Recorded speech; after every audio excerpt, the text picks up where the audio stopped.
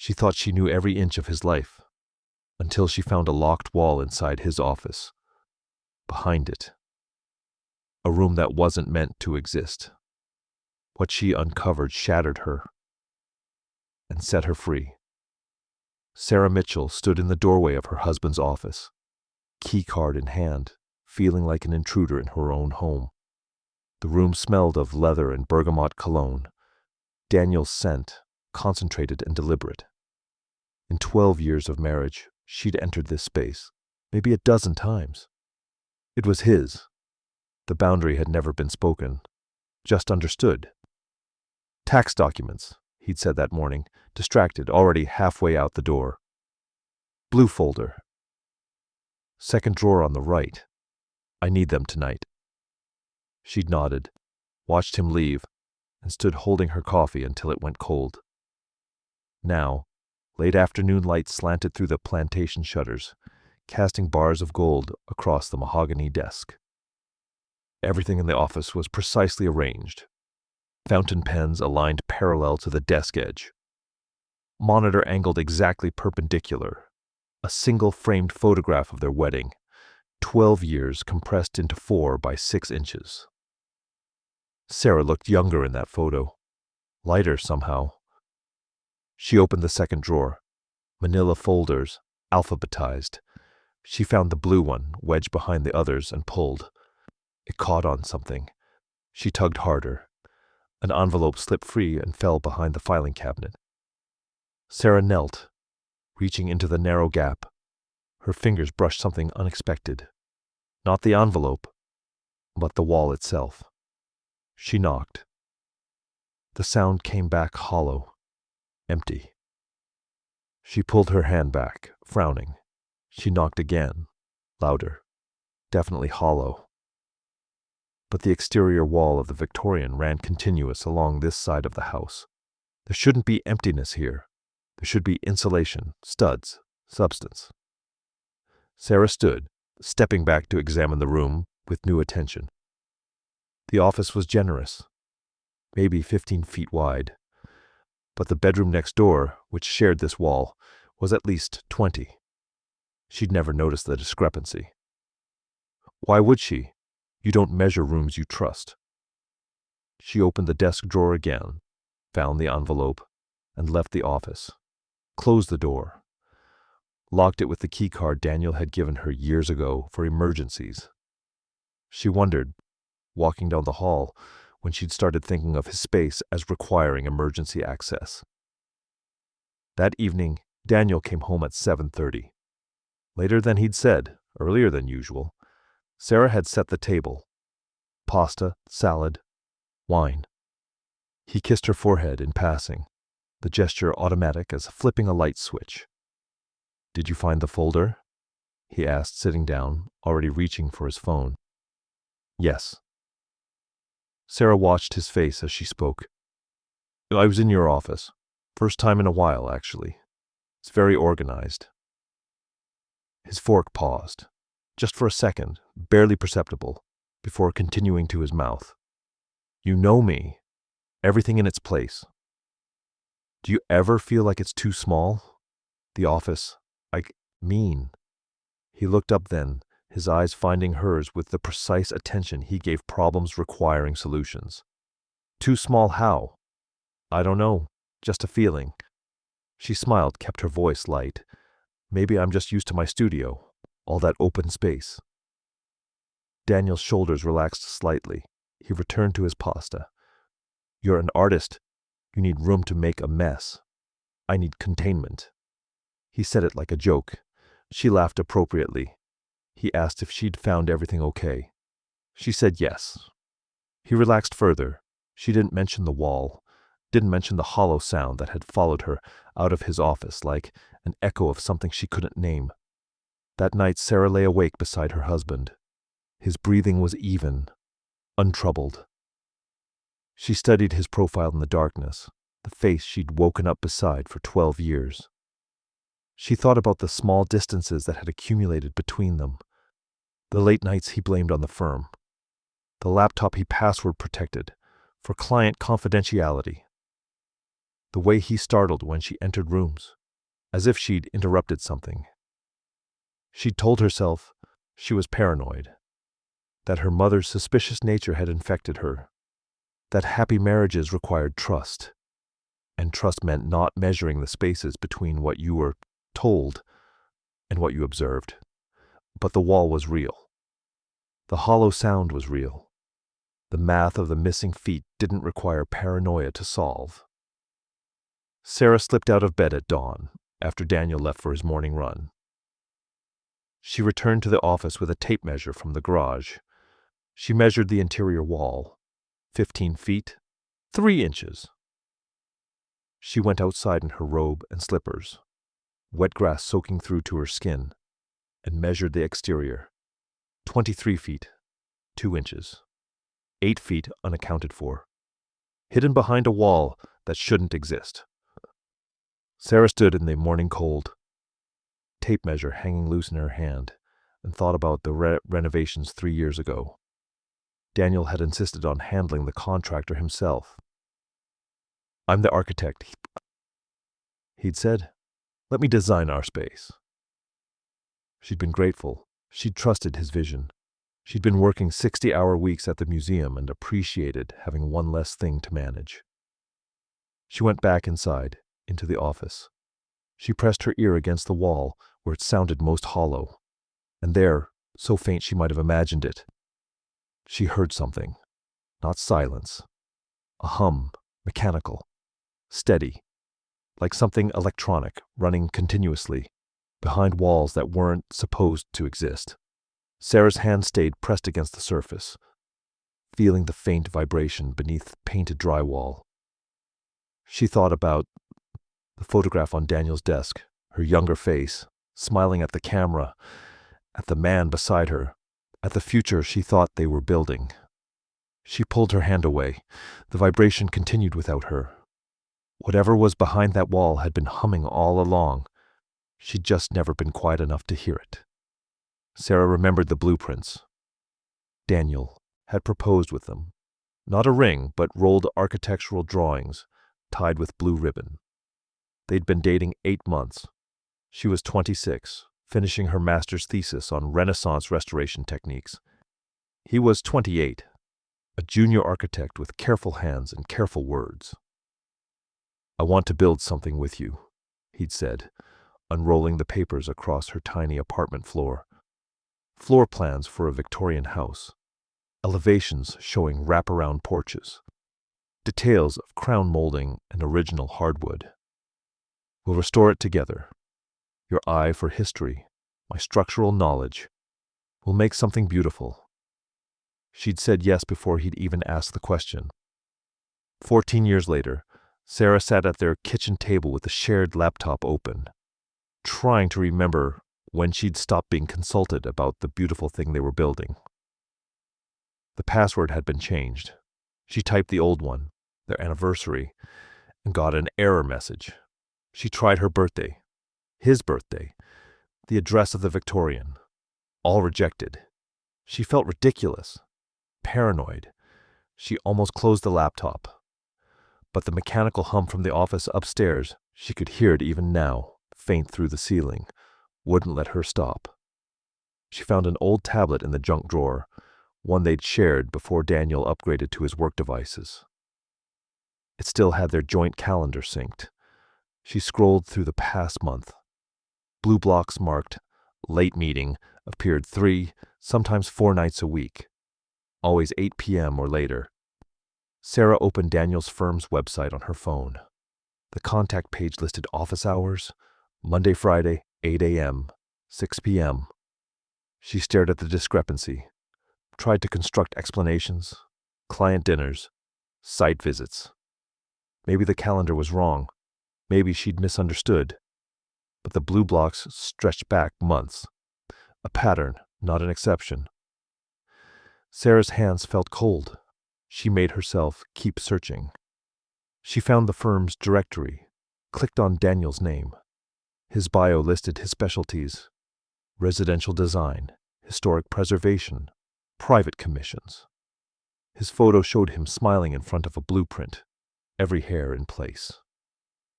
She called the main number. A receptionist answered, bright and professional. "Hi, I'm calling to schedule a consultation with Daniel Mitchell."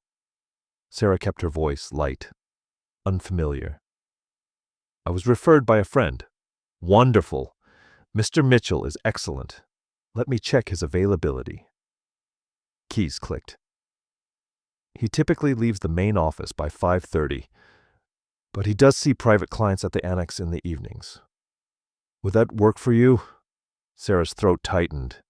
"The annex?" "Yes, for his private practice. It's where he meets clients who prefer more discretion." A pause. "I'm sorry, I assumed you were a referral. We don't typically give out that address directly." "Oh, of course. My friend must have forgotten to mention it.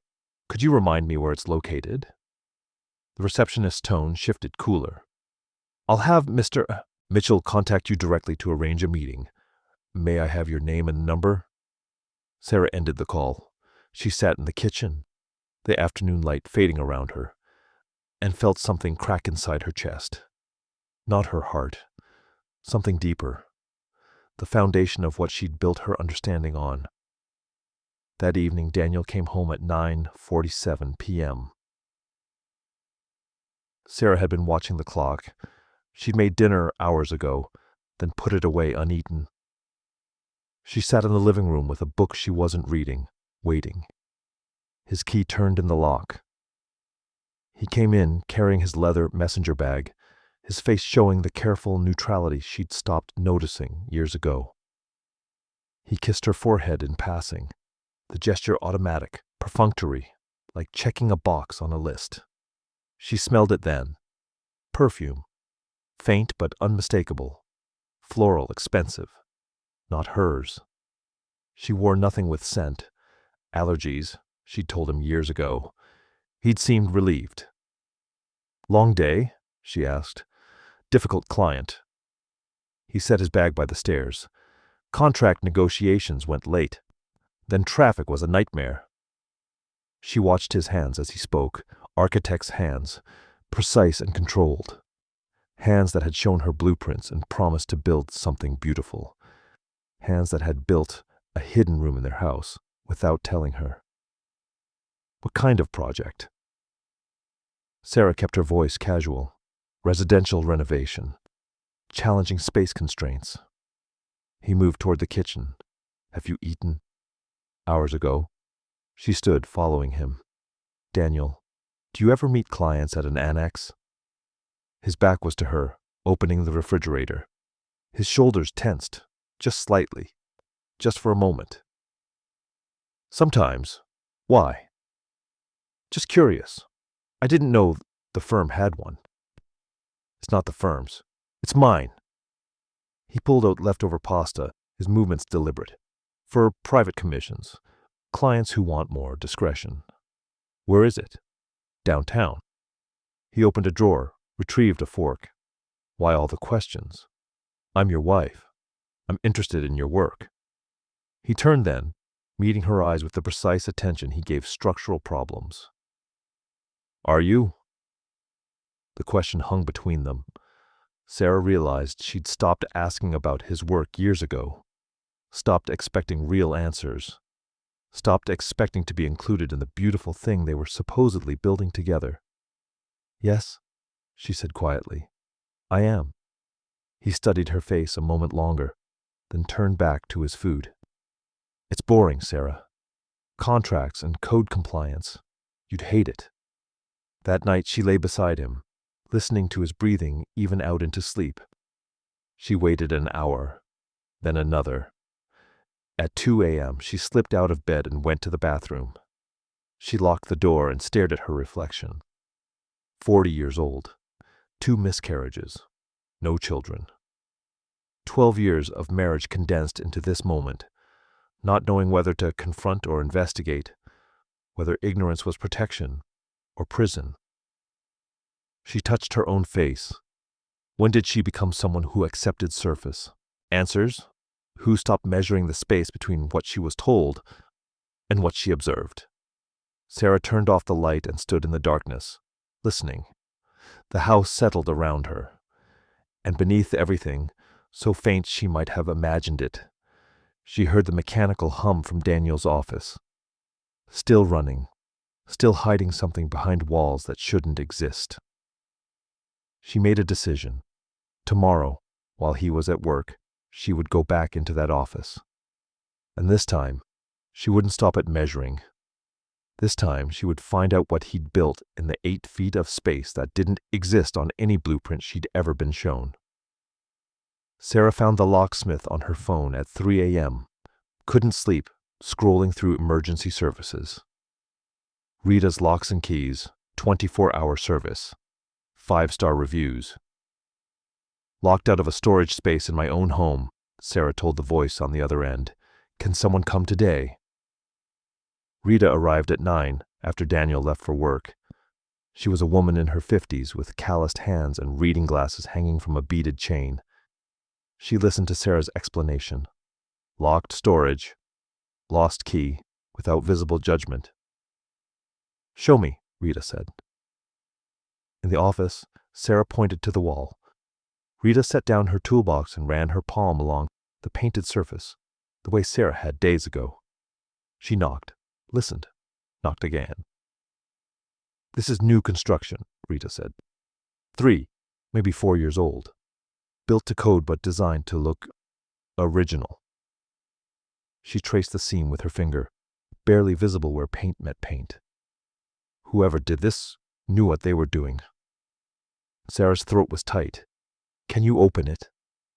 Rita looked at her then, really looked. You sure you want me to? Sarah thought about the blueprints Daniel had proposed with, the beautiful thing they were supposed to build together, the mechanical hum she'd been hearing for days, maybe years, without knowing she was hearing it. Yes. Rita worked methodically. She used a utility knife to score along the seam, peeling back paint to reveal the outline of a door. No handle, no obvious lock. Rita ran a detector along the frame, searching for metal. Found it. A combination lock, recessed and hidden behind a false panel. Fancy, Rita murmured. She pulled tools from her kit, a stethoscope, slim picks, something electronic Sarah didn't recognize. This'll take a minute. Sarah stood back, watching Rita work. 20 minutes passed. The house was silent except for the soft clicks of metal on metal. Rita's breathing, Sarah's heartbeat loud in her own ears. Then, a heavier click, mechanical, final. There, Rita said. She looked at Sarah. You want me to open it, or you want to?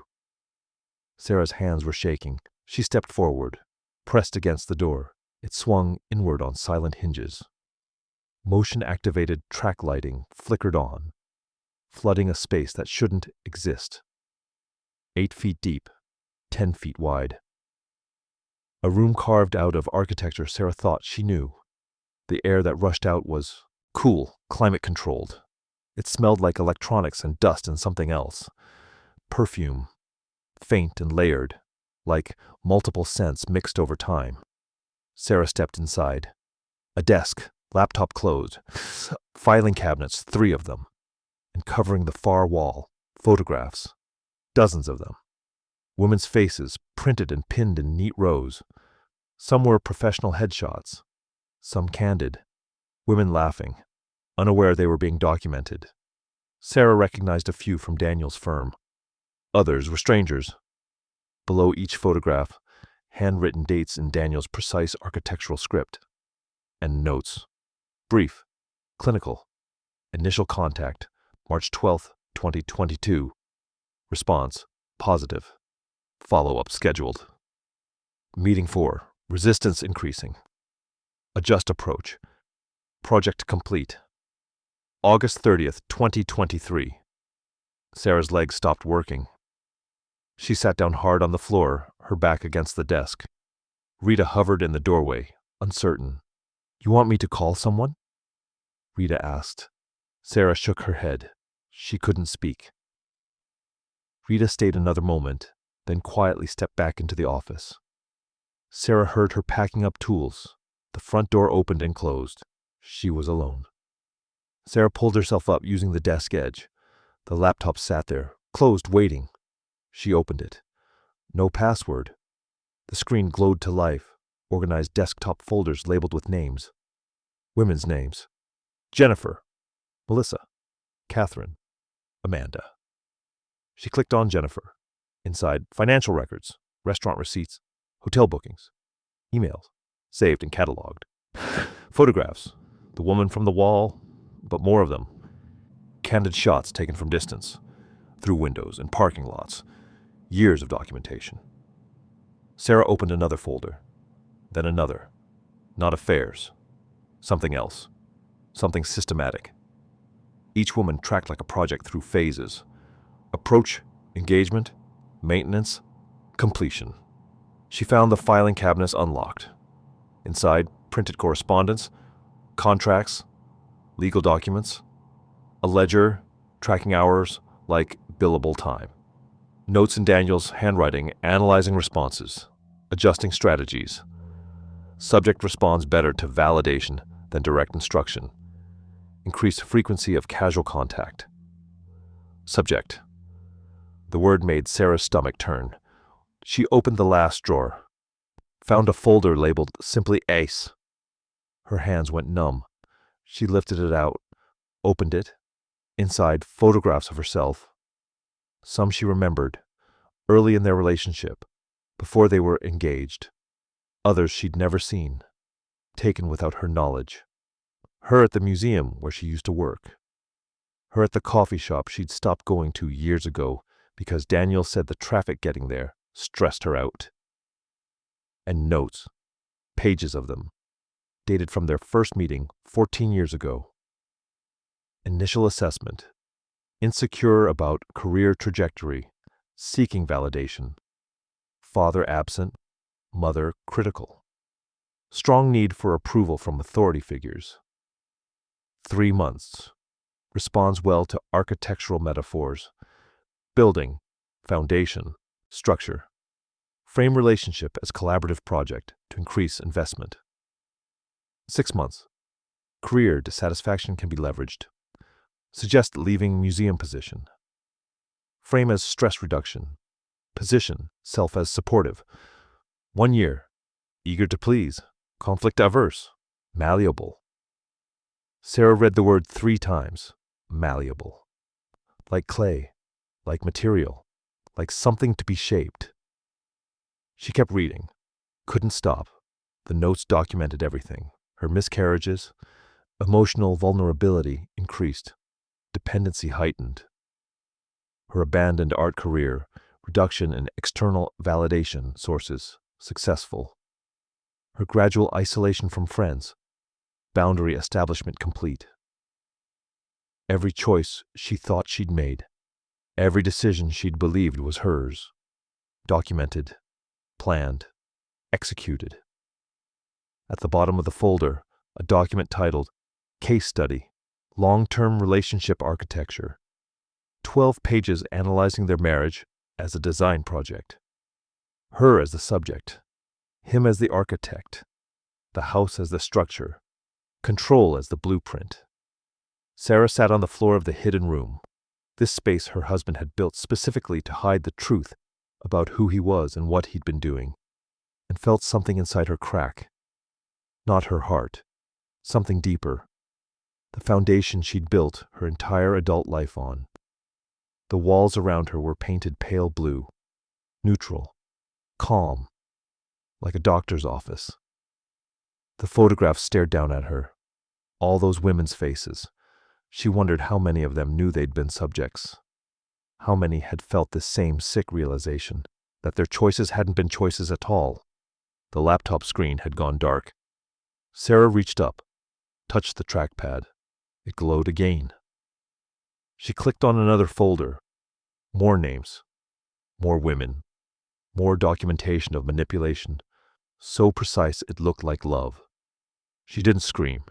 She didn't cry. She just sat there in the climate-controlled silence, surrounded by evidence that her marriage was architecture, and she'd been living inside walls she'd never been meant to see. Outside, through the false wall, Through the office door, she could hear the house settling. Normal sounds. A home where someone had built a hidden room to document how effectively he could control the people who trusted him. Sarah looked at the photograph of herself pinned to the wall. Younger, smiling, unaware, and realized she didn't recognize that woman anymore. Maybe she never had. Sarah didn't leave the hidden room. She couldn't. The world outside felt impossible. The kitchen where she'd made dinner, the bedroom where she'd slept beside him, the life she'd believed was hers. All of it architecture. All of it designed. She read every file. Hours passed, though she lost track of time. The mechanical hum she'd been hearing for days. It was the climate control system keeping this room's contents preserved, keeping the evidence of what he'd done to her, to all of them, pristine. She found a document titled Architectural Principles of Relationship, Design, 17 pages. Daniel had written it like a technical manual, complete with diagrams. Foundation, establish dependency through gradual isolation and controlled vulnerability. Framework, manage information flow, create asymmetric knowledge. Facade, maintain appearance of partnership while retaining decision authority. Sarah recognized every technique, saw them laid out like blueprints. Every conversation, every suggestion, every moment she'd thought was care, it was construction. He'd built her like a room, walls she couldn't see, a ceiling low enough that she'd learned to make herself smaller without noticing. She remembered him suggesting she leave the museum. "You're so stressed," he'd said, his hand on her shoulder, his voice gentle. "I hate seeing you like this. You deserve better." She'd loved that job, the restoration work, the careful piecing together of broken things. But he'd been right, hadn't he? She had been stressed. She'd quit 3 months later, relieved to have his support. Except she hadn't been stressed. She'd been excited, challenged, alive. Sarah kept reading, found notes about their finances. He'd taken over the accounts because you're too emotional about money. She had a degree in economics. She'd managed a department budget at the museum.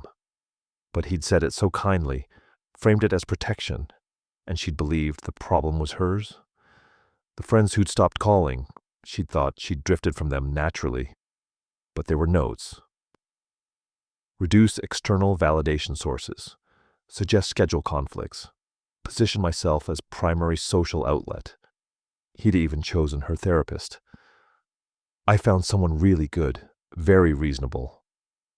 The therapist who'd helped her work through her reluctance to fully trust Daniel, who'd called it abandonment issues from her father leaving, who'd been paid, she now saw in the files, directly by Daniel through his firm's discretionary account.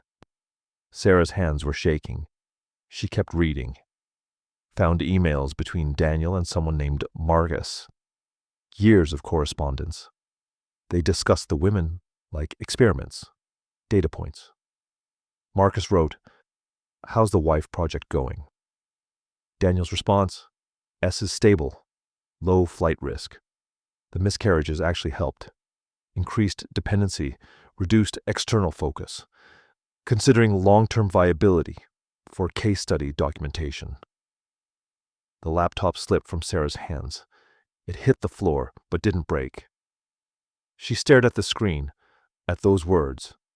The miscarriages actually helped. She remembered the first one. 12 weeks. She'd been devastated.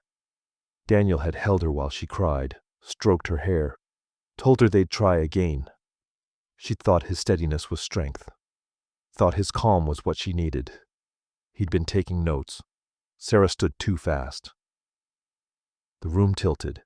She stumbled out of the hidden room, through the office, down the hall to the master bathroom. She barely made it to the toilet before she vomited, her body rejecting what her mind had learned.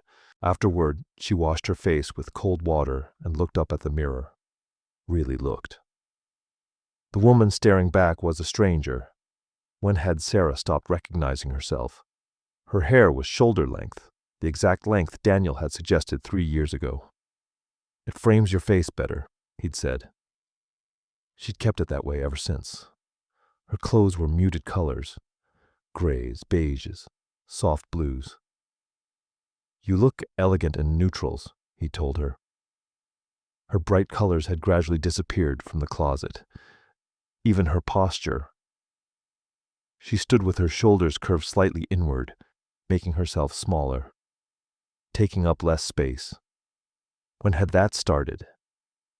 Sarah thought about her art history degree, the career she'd abandoned, the paintings she used to make in college, bold, messy, full of color. Daniel had looked at them once and said, "Interesting, very expressive." She'd stopped painting shortly after. The friends who'd drifted away were the ones who'd questioned him, who'd asked why she'd quit the museum, why they never saw her alone anymore. Malleable, the word echoed. She'd read it in his notes about her. A material quality, something to be shaped, bent, formed. Sarah walked back to the hidden room. Her legs felt disconnected from her body, but they moved. She pulled her phone from her pocket, somehow still charged, though she had no memory of when she'd last plugged it in. She began photographing everything, every document, every photograph on the wall, every email, every note in Daniel's precise handwriting. She was methodical, precise. She didn't cry. Something had shifted inside her. The crack in the wall had become a crack in her understanding of reality. And through that crack, light was getting in. She photographed the manifesto, the case studies, the folder labeled S with its devastating assessment. Insecure about career, eager to please, malleable. She photographed the email about her miscarriages, about her being low flight risk, about her therapist being compromised. The sun was rising by the time she finished. A gray light filtered through the office window, reaching into the hidden room. Sarah stood among the photographs of all those women's faces, subjects he'd called them, and felt something strange settling over her. Not grief anymore, not even anger yet. Something colder, clearer. For 12 years, she'd lived inside walls she couldn't see. She'd made choices that weren't choices. She'd become someone she didn't recognize because recognition would have meant acknowledging she'd been erased. But now she could see the walls, see the architecture of her cage, and seeing them meant they'd already started to crumble. Sarah saved the last photograph, the document titled Case Study, Long-Term Relationship Architecture, and closed the camera app. Outside, she could hear birds beginning their morning songs. Normal sounds, a world that had kept turning while she discovered hers had been built on lies. She looked once more at the photograph of herself on the wall, younger, smiling, unaware that the man she loved was documenting how effectively he could erase her. That woman was gone. Sarah couldn't bring her back even if she wanted to. But maybe, standing here in the ruins of her marriage, surrounded by evidence of systematic manipulation, maybe that woman was never real to begin with. Maybe she'd always been architecture, a design, a project. The question wasn't who she'd been. The question was who she'd choose to become, now that the walls were visible. Sarah turned off the lights in the hidden room and closed the door, left it unlocked. She walked down the hall to the bedroom she'd shared with Daniel for 12 years and pulled a suitcase from the closet. She didn't know yet where she was going, only that she couldn't stay inside these walls another night. Sarah didn't leave. She unpacked the suitcase and waited. She sat in the hidden room, surrounded by evidence of what her husband had done. The photographs stared down at her. All those women's faces, including her own. She'd spent hours in this space now, long enough that the mechanical hum had become almost comforting, a constant. the only honest sound in a house built on lies. She heard Daniel's car at 9:30 p.m. Right on schedule. The garage door opening, closing. His footsteps through the kitchen, the living room. He called her name. Once, twice. She didn't answer. She listened to him climb the stairs, moving through rooms, the bedroom, the bathroom, each door opening, closing, searching. Finally, his footsteps stopped outside the office. The door opened. Silence. Then his voice, tight. "Sarah?" She didn't respond. She heard him step into the office, heard the exact moment he saw the hole in the wall, the way his breathing changed. Stopped. Started again. For a long moment, nothing. Then Daniel appeared in the doorway of the hidden room. His tie was loosened, his jacket over one arm. He looked at her, sitting on the floor. Then at the open laptop, the filing cabinets with drawers pulled out, the photographs on the wall. His face was carefully neutral. Architect's face. Everything measured. "You shouldn't have done that," he said. Not, "I'm sorry." Not, "I can explain." Just a statement of fact. She'd violated the architecture of their arrangement. Sarah gestured to the laptop, to the photographs, to the years of documentation surrounding them. How long? Her voice sounded strange to her own ears. Calm, almost curious. Daniel stepped into the room, set his jacket on his desk chair. The desk in his hidden room, the room he'd built specifically to document his systematic manipulation of human beings. "From the beginning," he said. Sarah had expected this answer. Still, hearing it felt like falling through ice. 14 years, every moment, every conversation, every choice she'd thought was hers. Daniel sat down at his desk, as comfortable here as he'd always been in his regular office. More comfortable, maybe. This was his real workspace, where he did his real work. "I need you to understand something," he said, his voice taking on the measured tone he used for difficult clients. "I've always been fascinated by control, by the architecture of influence, how spaces, physical and emotional, shape behavior. Marriage is the ultimate design challenge, creating a structure where someone chooses to stay within walls they don't know exist." Sarah stared at him. He was explaining, like this was a project review, like she was a colleague he was bringing up to speed. "The key," he continued, "is making the subject believe they're making their own choices. Give them the illusion of agency while controlling the parameters of every decision. It's elegant, really. Clean, like good architecture, invisible until you look for it." "The subject," Sarah repeated. "You mean me. You, the others." He gestured to the photographs. "Most didn't work out. They left or they noticed the inconsistencies. Pattern recognition is the enemy of control. But you—" He looked at her with something that might have been affection in another person. "You were perfect. You wanted to believe. That's the foundation of any successful design. The participant's investment in the structure's stability." Sarah felt something break inside her. Not her heart. She'd cried that out hours ago. Something deeper. The bedrock of her understanding of love, partnership, reality itself. "The miscarriages," she said. "You called them helpful."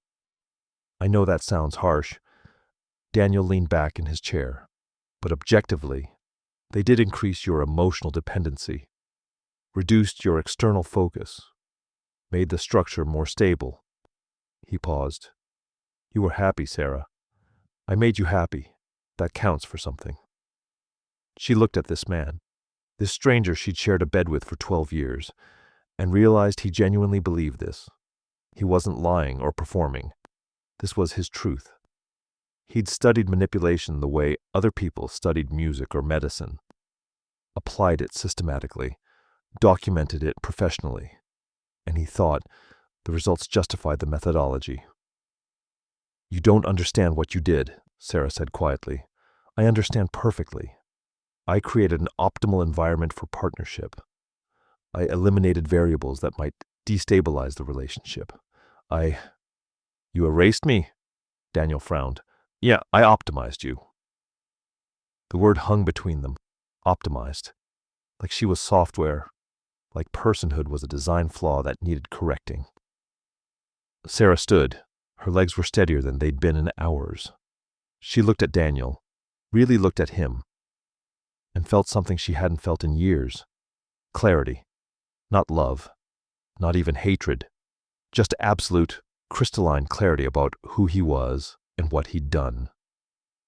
Sometimes the worst betrayals are the ones that show you who you've become, the ones that strip away every comfortable lie until you're standing in the ruins of what you thought was your life, forced to see the architecture of your own cage.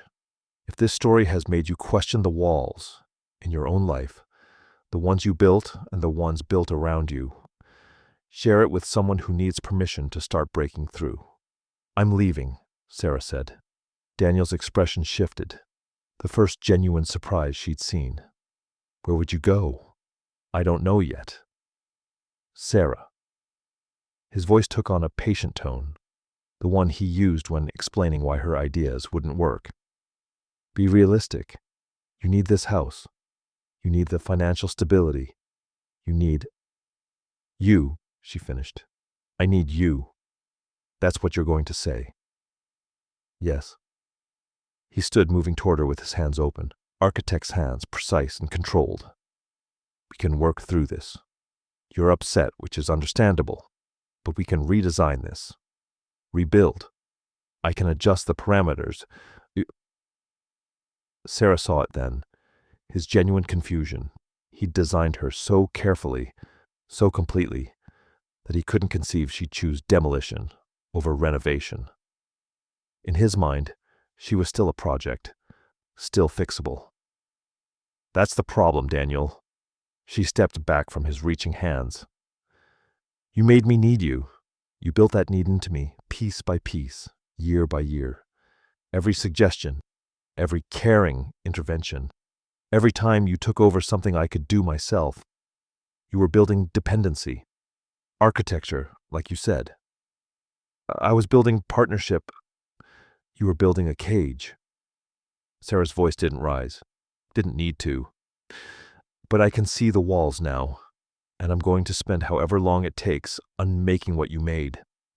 I'm going to tear down every piece of architecture you built inside me until I can figure out who I was before you started designing me. She walked toward the door. Daniel moved to block her, then stopped, some instinct maybe, telling him that touching her now would shatter whatever remained of his control. You won't make it without me, he said. Not a threat. A statement of architectural fact. I know you, Sarah. Every weakness, every fear. I built your entire support structure. Where will you go? Who will you turn to? I removed every external dependency years ago.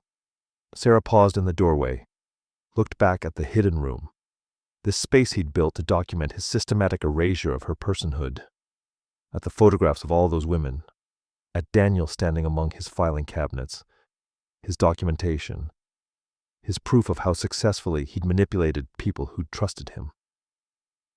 You're right, she said. You did remove every external dependency. You made sure I needed only you, that I had nowhere else to turn. She met his eyes. But you made one architectural error, Daniel.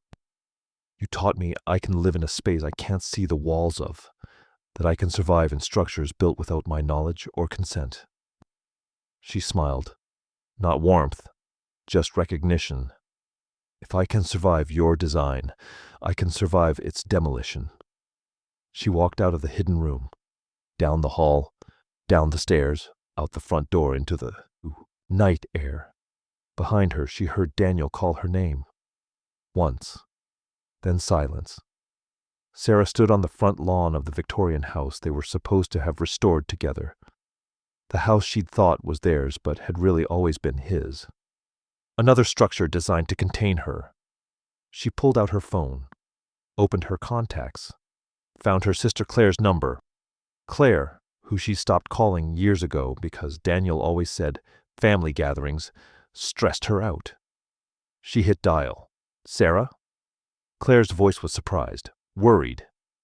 Is everything okay? No, Sarah said. And for the first time in 12 years, telling the truth felt like breathing.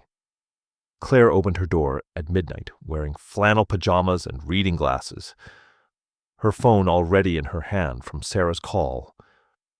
She took one look at Sarah's face and pulled her inside without questions. I need...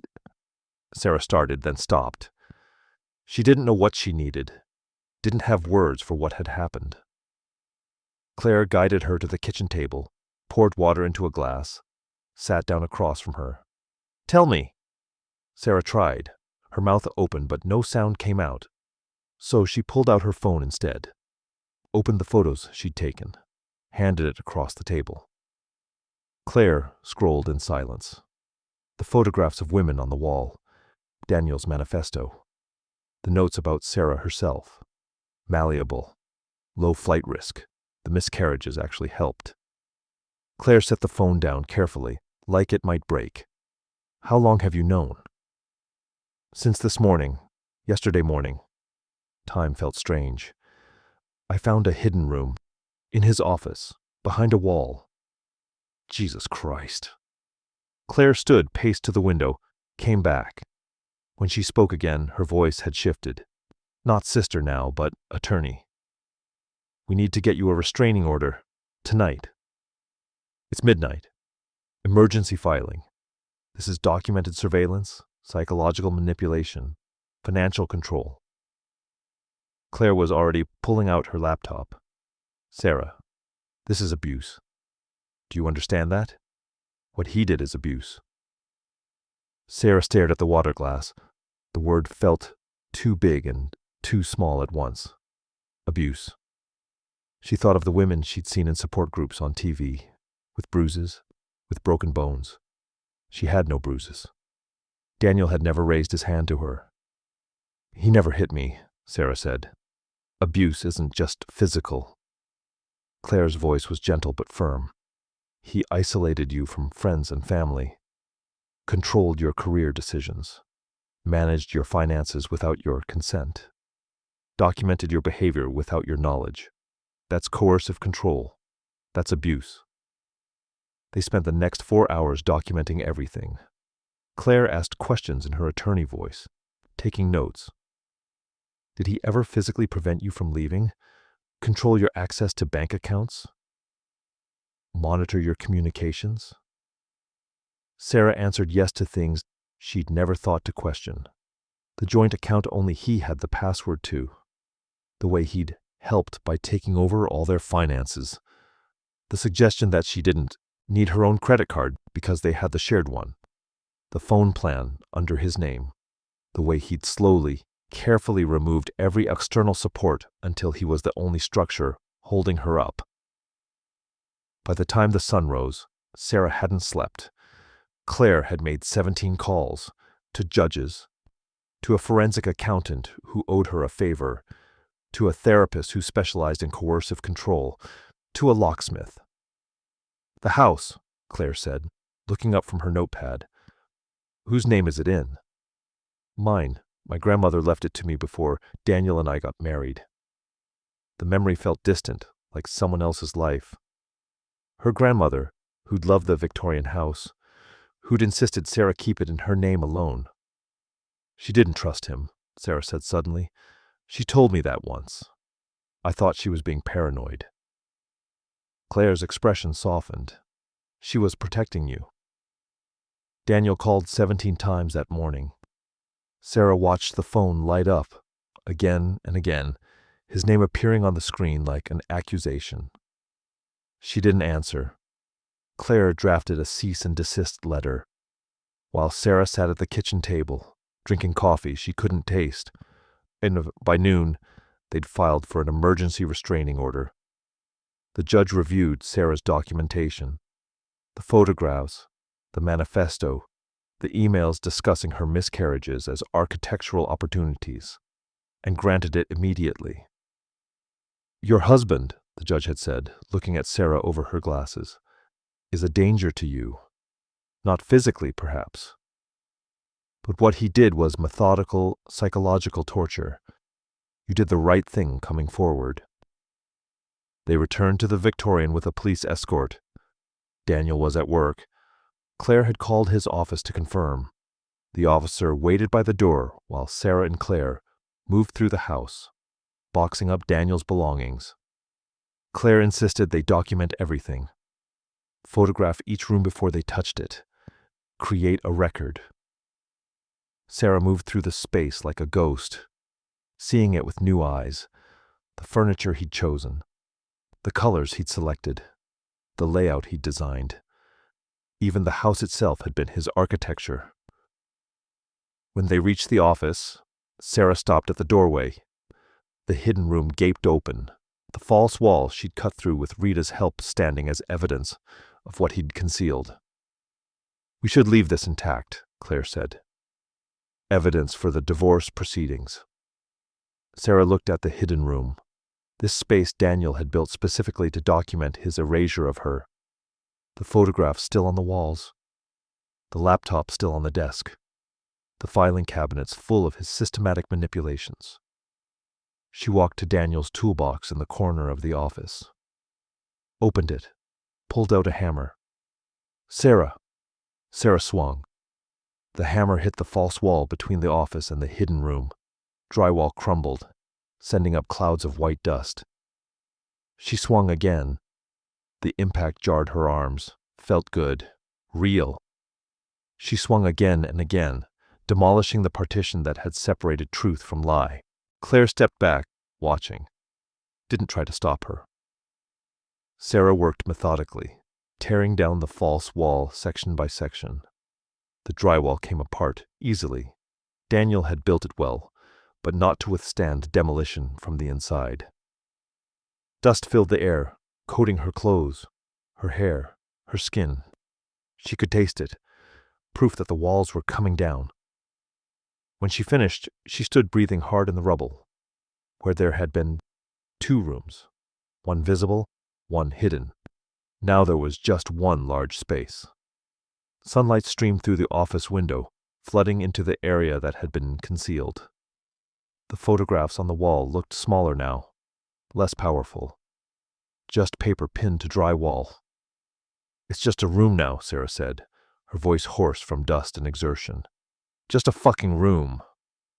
The police officer cleared his throat from the doorway. Ma'am, we need to finish and leave before he gets home. They loaded Daniel's boxes into Claire's car. Sarah took one last look at the Victorian, the house her grandmother had left her, the house she'd thought would be her home. It looked different now, smaller, just a structure, just walls and windows and doors that opened and closed. She got in Claire's car. As they drove away, Sarah looked back once, saw the Victorian standing there, solid and real, and no longer holding any power over her. Where to? Claire asked. I don't know. Sarah rolled down the window, let fresh air hit her face, air that tasted like nothing but itself. Not Daniel's cologne, or the mechanical hum of hidden rooms, just air. Somewhere I can figure out who I am when I'm not being designed. Claire reached over and squeezed her hand. They drove in silence, leaving the Victorian and everything it contained behind them. Sarah watched the streets pass, the ordinary world continuing around them. People walking dogs, children playing in yards, life happening in spaces that weren't constructed to contain them. She pulled out her phone, looked at the photographs she'd taken of the other women in Daniel's files. Women with names, addresses, phone numbers, women who might not even know they'd been subjects, who might be living in invisible architectures of their own. She thought about calling them, warning them, but not today. Today she just needed to breathe air that didn't taste like lies. Claire's voice was soft. You okay? Sarah looked at her sister who'd believed her immediately, who'd moved into action without hesitation, who'd stood by while she demolished a wall with a hammer because sometimes destruction was the only path to truth. "No," Sarah said honestly, "but I will be." And for the first time in 12 years, she meant it. 3 months later, Sarah sat in Dr. Patel's office. A different therapist. One she'd chosen herself from a list Claire had given her. Not someone Daniel had found. Not someone he'd vetted or paid or positioned as part of her architecture. "How are you sleeping?" Dr. Patel asked. "Badly," Sarah said honestly, "but on my own terms." The restraining order had been granted. The divorce was proceeding. Someone, Sarah suspected Claire, though her sister denied it, had sent anonymous copies of Daniel's Architectural Principles of Relationship Design to his colleagues at the firm. He was on administrative leave, under investigation for ethics violations. Multiple former clients had come forward with complaints about boundary violations, inappropriate documentation, manipulation disguised as professional advice. Sarah felt no satisfaction hearing this, only exhaustion. She'd started teaching again, an adjunct position at the community college, art history survey course. It paid almost nothing, but standing in front of the students felt like stepping back into a version of herself she'd forgotten existed. One afternoon, discussing the restoration of damaged Renaissance frescoes, Sarah found herself crying. Not from sadness exactly, but from recognition. She was explaining how restorers had to accept that you couldn't make destroyed art whole again. You could stabilize what remained. You could build something new around the fragments. But restoration wasn't resurrection. Her students sat in uncomfortable silence. Sarah apologized, dismissed class early, and sat alone in the empty classroom, watching dust motes drift through afternoon light. You couldn't restore what was destroyed. You could only build something new from the fragments. She'd been sorting through boxes from the Victorian. 12 years of marriage compressed into cardboard, stored in Claire's garage. She found things she'd forgotten existed. Her own artwork from before Daniel. Paintings she'd abandoned when he'd looked at them and said they weren't quite right. She found journals where her handwriting gradually became smaller, more hesitant, taking up less space on the page. She found photographs of herself from early in their relationship. Her smile was different then, more open. She barely recognized that woman. Sarah had set up an easel in Claire's garage, among the boxes of her old life. She painted the hidden room from memory, but in her version, the walls were transparent. You could see through them. She painted herself inside, but the door was open. I think she was walking out into light. It wasn't good art, technically. The perspective was off. The colors didn't quite work, but it was hers. It was honest. One evening, an email arrived from a woman named Jennifer. She'd seen the news coverage about Daniel's ethics investigation, recognized herself in the descriptions of his subjects. "I thought I was crazy," Jennifer wrote. "He made me think I was imagining things, that I was too sensitive, too paranoid. Thank you for proving I wasn't." Sarah cried reading it. She responded immediately, and they met for coffee. Jennifer was younger, maybe 30, a landscape architect Daniel had mentored. She told Sarah about the same patterns, the gradual isolation, the erosion of confidence, the way he'd positioned himself as the only person who really understood her. "I left him," Jennifer said. "Or I thought I left him. But I've been carrying him with me for 2 years, wondering if I overreacted, if I was ungrateful, if he was right that I'd never find anyone who saw my potential the way he did." Sarah reached across the table and took her hand. "You didn't overreact. You survived." Another woman contacted her, then another. 6 women total, scattered across 3 states. They started meeting monthly. Video calls at first, then in person and when they could. They didn't call it a support group. They just met, drank wine, talked about reconstructing reality after someone had demolished it. Sarah learned their stories, how Daniel had targeted each of them during vulnerable moments, career transitions, breakups, family crises, how he documented their responses to his interventions, how he'd kept files on all of them, treating human connection like data collection. "Did he love any of us?" one woman asked during a particularly quiet evening. "Was any of it real?" Sarah thought about this for a long time. "I don't think he knows what love is," she said finally. "I think he knows fascination, control, the satisfaction of a successful design. But love requires seeing someone as a person, not a project." The Victorian house sat empty. Sarah had changed the locks, removed Daniel's belongings, but she couldn't bring herself to live there. Not yet. Maybe never. Claire suggested selling it, but Sarah hesitated. It had been her grandmother's. She remembered summers there as a child, before Daniel, when the rooms had felt safe. Instead, she rented it out to a young family, used the income to pay for therapy and teaching supplies, kept the option to reclaim it later if she ever felt ready, if it ever stopped being the place where she discovered she'd been living inside invisible walls. Sarah cut her hair, shoulder length to chin length, choppy and uneven because she did it herself with kitchen scissors in Claire's bathroom. She bought clothes in colors Daniel had said didn't suit her. Bright reds, deep purples. She felt ridiculous at first, like she was playing dress-up, but slowly, the colors started feeling like hers. She visited the museum where she used to work, stood in front of the frescoes she'd helped restore years ago. The director remembered her, offered her consulting work on a new project. Sarah said yes before she could talk herself out of it. Small reconstructions, piece by piece. One Saturday morning, Sarah woke in Claire's guest room to sunlight streaming through curtains she'd forgotten to close. She lay there for a long moment, listening to Claire moving around, downstairs to birds outside, to the ordinary sounds of a world that kept turning.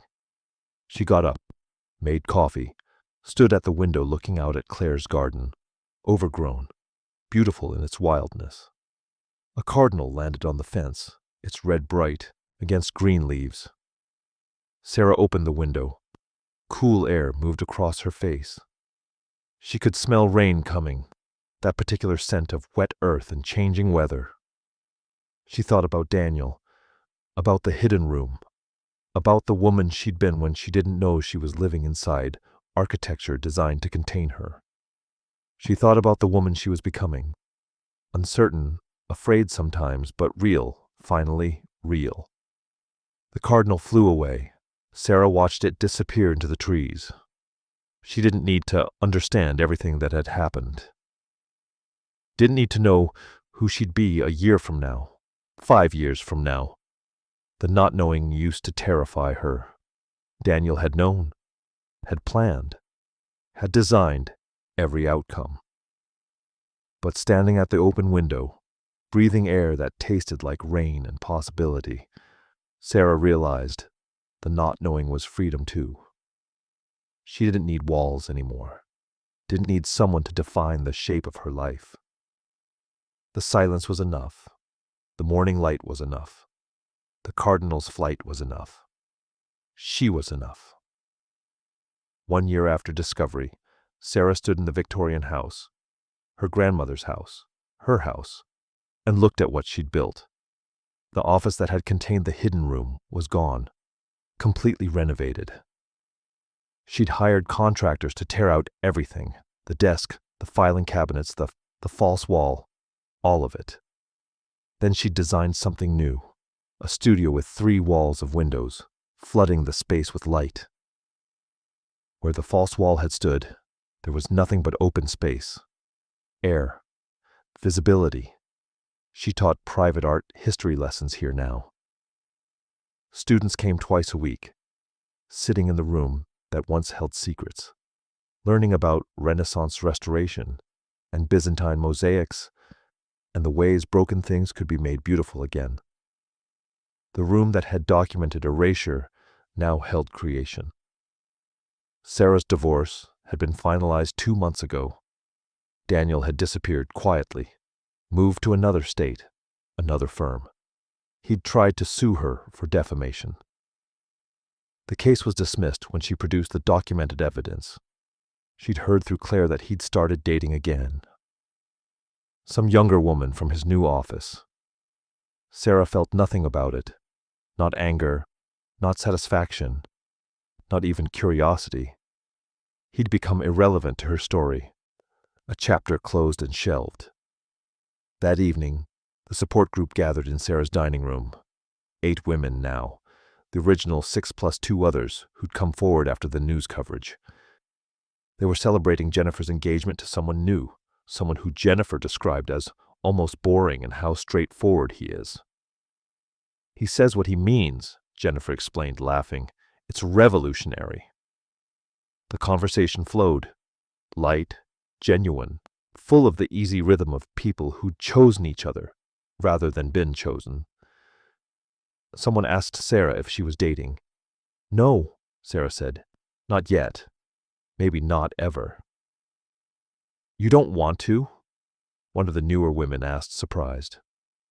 I'm learning to be enough on my own, Sarah said, before I invite anyone else into my architecture.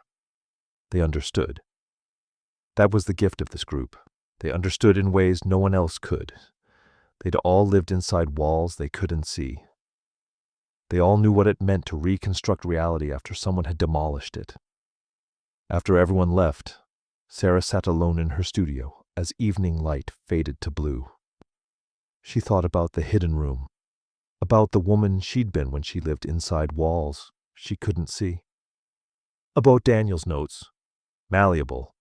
She wasn't malleable anymore. She'd become difficult, complicated. She took up space.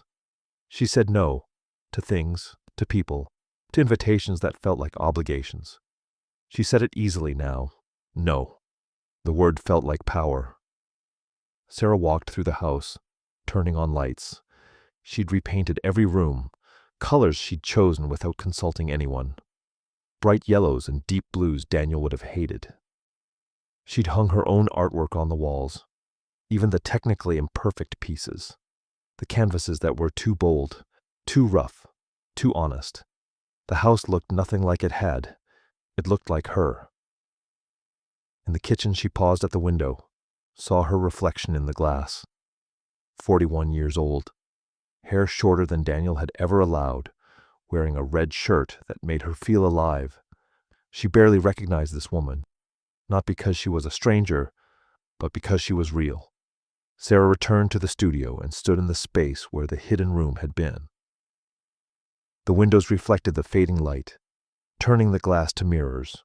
She could see herself repeated 3 times. Front, left, right. Visible from every angle. No hidden spaces. No false walls.